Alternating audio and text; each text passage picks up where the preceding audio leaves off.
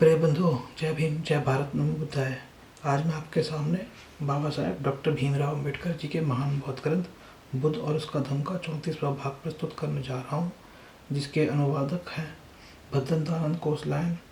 मैं आपको एक बात बताना चाहूँगा कि भद्दनतानंद कोसलायन खत्री ब्राह्मण खत्री वर्ण के थे, हिंदू थे, खत्री थे। बाद में उन्हें बौद्ध धर्म अपनाया।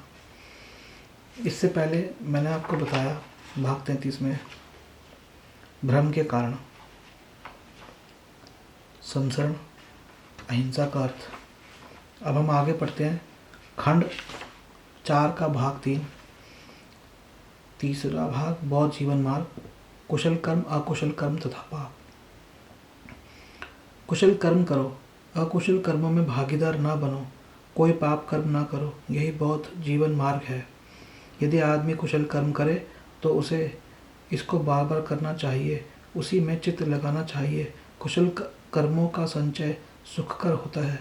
अच्छाई के बारे में यूं ही मत सोचो कि मैं इसे प्राप्त नहीं कर सकूंगा। बूंद बूंद से घड़ा भर जाता है। इसी प्रकार थोड़ा थोड़ा संचय करके कुशल कर्मों में वृद्धि होती है। जिस काम को करके आदमी को पछताना ना पड़े और जिसके फल को वह आनंदित होकर, संतुष्ट होकर भोग सके, उस काम का करना अच्छा है। जिस काम को करके आदमी को पश्चाताप ना हो और जिसके फल को हर्ष और संतुष्टि से भोगा जा सके, उस काम का करना अच्छा है। यदि आदमी कोई कुशल कर्म करे तो उसे वह कुशल कर्म बार बार करना चाहिए, उसे इसमें आनंदित होना चाहिए। शुभ कर्म का संचय आनंददायक होता है।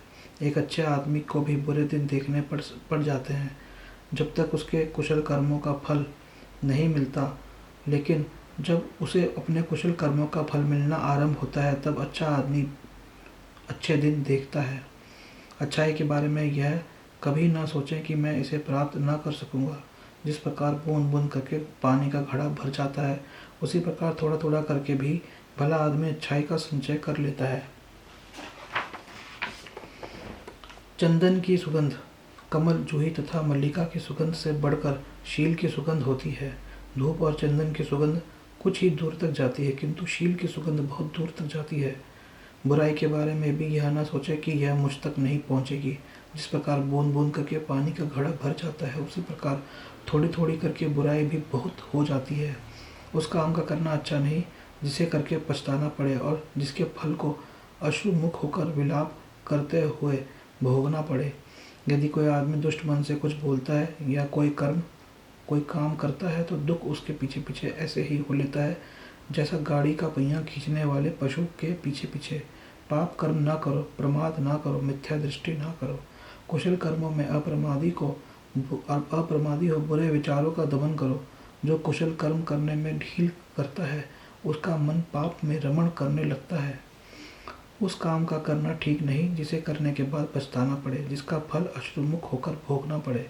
पापी भी सुख ही देखता है जब तक उसका पाप कर्म का विपाक अर्थात फल नहीं होता, लेकिन जब उसके पाप कर्म का फल होता है तो वह दुख भोगता है। किसी आदमी को बुराई के प्रति असावधान होकर यह नहीं सोचना चाहिए कि यह मुझ तक नहीं पहुंच सकेगी।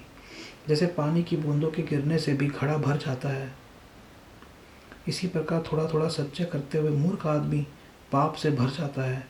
आदमी को कुशल कर्म करने में जल्दी करनी चाहिए और मन को बुराई से दूर रखना चाहिए। इस बात को तो आप नोट कर लीजिए। कुशल कर्म, अच्छा कर्म करने में जल्दी करनी चाहिए। यदि आदमी कुशल कर्म में ढील करता है तो उसका मन पाप में रमण करने लग जाता है। ये बहुत फिलॉसफिकल बात है, बहुत गहरी बात है। यदि आदमी से पाप हो जाए तो उसे उस पाप कर्म को दोबारा नहीं करना चाहिए। उसे पाप से आनंदित नहीं होना चाहिए। पाप का संचय दुखदायी होता है। कुशल कर्म का पालन करे, अकुशल कर्म का पालन ना करे। कुशल कर्म करने वाला इस लोक में सुखपूर्वक रहता है। कामुकता से दुख पैदा होता है, कामुकता से भय पैदा होता है। जो कामुकता से एकदम मुक्त है उसके लिए ना दुख है और ना भय है। कामुकता, हमारा जितना भी आज का पॉपुलर मीडिया हम देखते हैं, फिल्म, टीवी, मैगज़ीन, अखबार, ये माध्यम और रेडियो, ये सारे कामुकता फैलाते हैं। विज्ञापन, विज्ञापन तो नंबर 1 है कामुकता फैलाने में। तो आपको कामुकता से बचना पड़ेगा। बहुत मुश्किल है, लेकिन जरूर बचिए। भूखा सबसे बड़ा रोग है, संसार सबसे बड़ा दुख है। जो इस सत्य को जान लेता है उसके लिए निर्वाण सबसे बड़ा सुख हो जाता है। स्वयं कृत, स्वयं उत्पन्न तथा स्वयं पोषित पाप कर्म करता ऐसे ही पीस डालता है जैसे वज्र मूल्यवान मणि को तोड़ता है। जो आदमी अत्यंत दुखशील होता है वह अपने आप को उस निम्न स्थिति में पहुंचा देता है जहां उसका शत्रु उसे चाहता है। ठीक वैसे ही जैसे अमर बेल उस वृक्ष को जिसे वह घेर लेती है।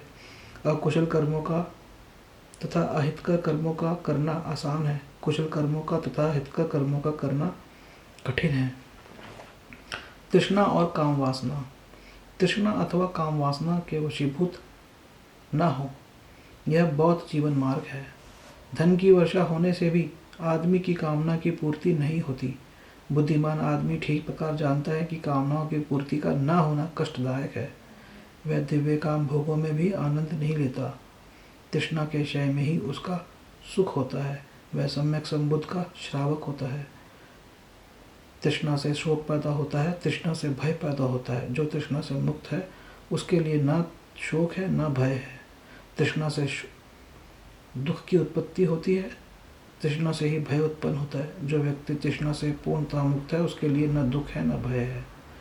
जीवन के यथार्थ उद्देश्य को भूलकर जो मिथ्याभिमान में लिप्त होता है वही कुछ समय बाद ध्यान करने वाले से ईर्ष्या करने लगता है। आदमी को किसी भी वस्तु के प्रति आसक्ति नहीं होनी चाहिए। वस्तु विशेष की हानि से दुख होता है। जिन्हें न किसी से प्रेम है और न घृणा है वे बंधन मुक्त है। काम भोग से दुख पैदा होता है, काम भोग से भय पैदा होता है। जो काम भोग से मुक्त है उसे न दुख है और न भय है। आप एक प्रयोग करिए। आप कुछ दिन काम को मानसिक और शारीरिक रूप से दबा कर रखिए, समाप्त करने की कोशिश करिए, कुछ प्रयोग करिए, फिर देखिए कि आपकी मनोवृत्ति कैसी बनती है। आसक्ति से दुख पैदा होता है, आसक्ति से भय पैदा होता है। जो आसक्ति से मुक्त है उसे न दुख है और न भय है। केवल काम वासना नहीं, लालच, क्रोध। मुझे लगता है कि सबसे ज़्यादा मुश्किल जो दबाना है वह है क्रोध। क्रोध के लिए भगवान बुद्ध ने कहा है दीघ निकाय में कि क्रोध एक ऐसी चीज़ है जिसे पी जाना चाहिए, जिसे जला देना चाहिए। अगर कोई समाप्त करने लायक चीज़ है तो वह क्रोध है। काम वासना से दुख पैदा होता है, काम वासना से भय पैदा होता है। जो काम वासना से मुक्त है उसे न दुख है और न भय है। लोभ से दुख पैदा होता है, लोभ से भय पैदा होता है। जो लोभ से मुक्त है उसे न दुख है और न भय है। जो शीलवान है, जो प्रज्ञावान है, जो न्यायप्रिय है, जो सत्यवादी है तथा जो अपने कर्तव्य को पूरा करता है उसे सभी प्यार करते हैं। जो आदमी चिरकाल के बाद प्रवास से सकुशल लौटता है उसका रिश्तेदार, मित्र तथा परिजन अभिनंदन करते हैं। इसी प्रकार कुशल कर्म करने वाले के कुशल कर्म परलोक में उसका, देखिए यहाँ परलोक की बात की गई है। इसी प्रकार कुशल कर्म करने वाले के कुशल कर्म परलोक में उसका उसी प्रकार स्वागत करते हैं जिस प्रकार परदेश से लौटने पर उसके रिश्तेदार और मित्र उसका स्वागत करते हैं। ठेस और द्वेष। किसी को ठेस मत पहुंचाओ, किसी से द्वेष मत रखो, यही बौद्ध जीवन मार्ग है। क्या संसार में कोई आदमी इतना निर्दोष है कि वह दोषारोपण का अवसर ही नहीं देता?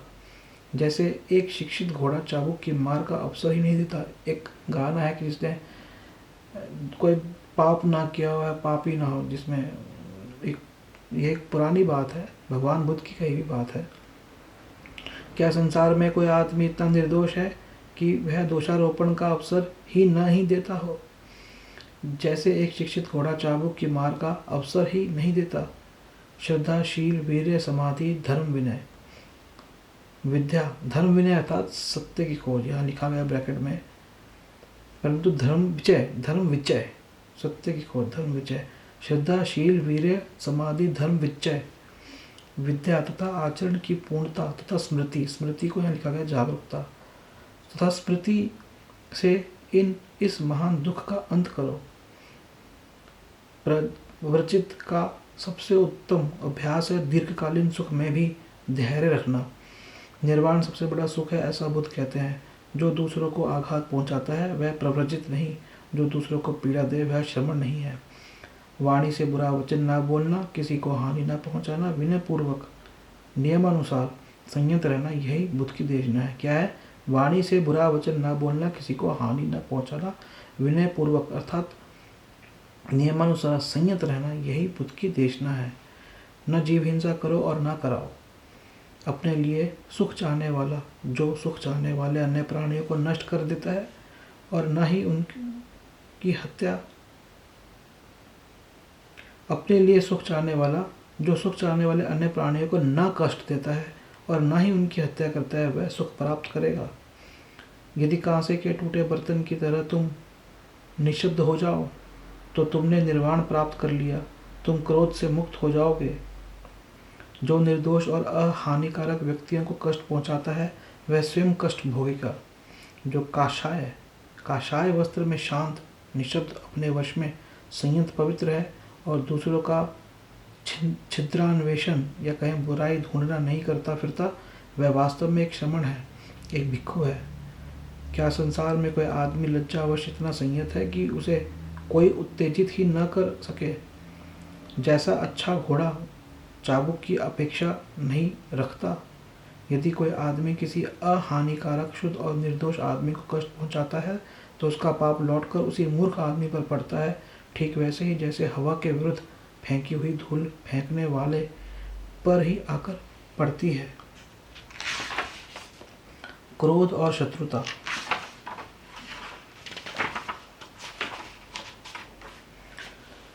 क्रोध मत करो, शत्रुता को भूल जाओ, अपने शत्रुओं को मैत्री से जीतो, यही बौद्ध जीवन मार्ग है। क्रोधाग्नि शांत की जानी चाहिए। जो यही सोचता रहता है उसने मुझे गाली दी, उसने मेरे साथ बुरा व्यवहार किया, उसने मुझे हरा दिया, उसने मुझे लूट लिया, उसका वैर कभी शांत नहीं होता।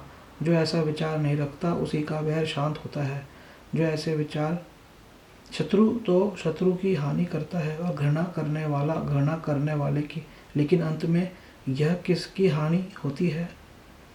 आदमी क्रोध को अक्रोध से जीते, बुराई को भलाई से जीते, लोभी को उदारता से जीते और झूठे को सच्चाई से जीते। सत्य बोले, क्रोध न करे, थोड़ा होने पर भी दे, क्रोध का त्याग करें, अभिमान को छोड़ दें, सब बंधनों को तोड़ दें।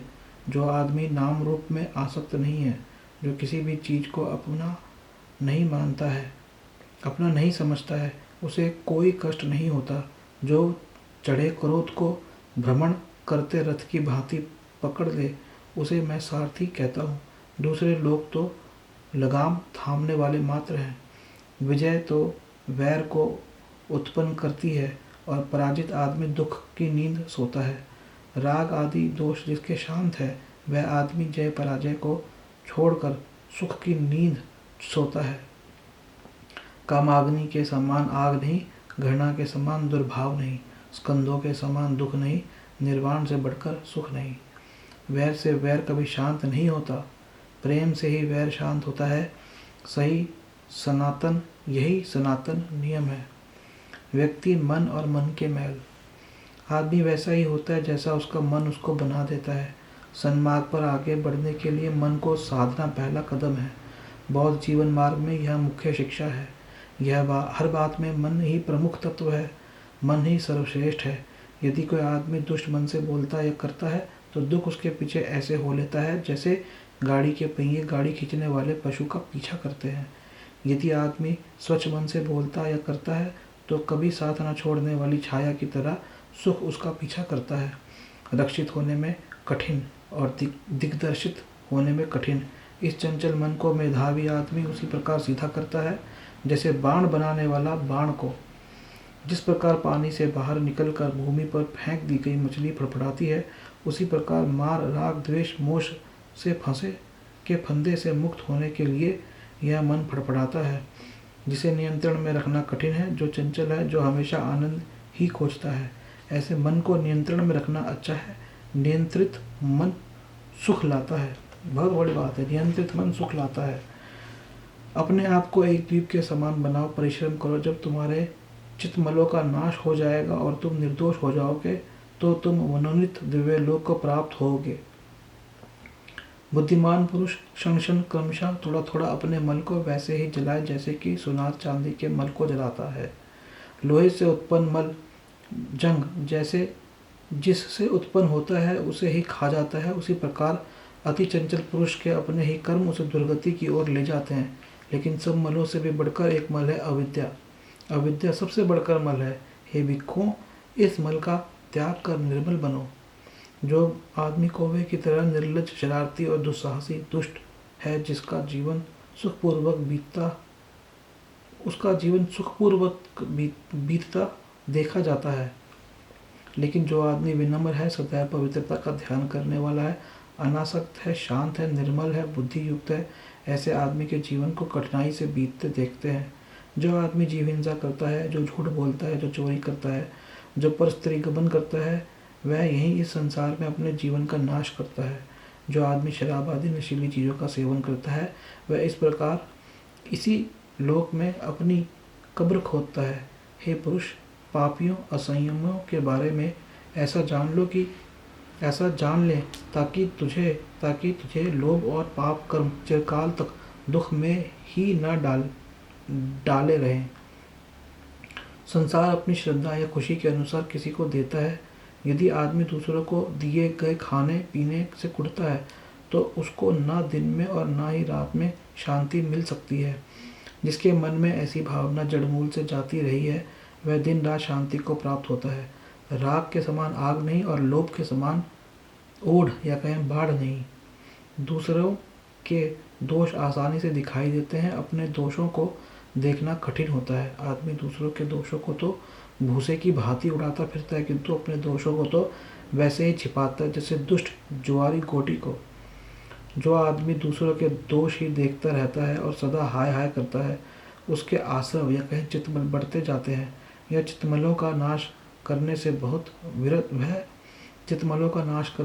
विरत रहता है। सभी पापों से दूर रहो, कुशल कर्म करो, अपने चित्त को शुद्ध रखो, यही बुद्ध शिक्षा है स्वयं के बारे में और स्वविजय।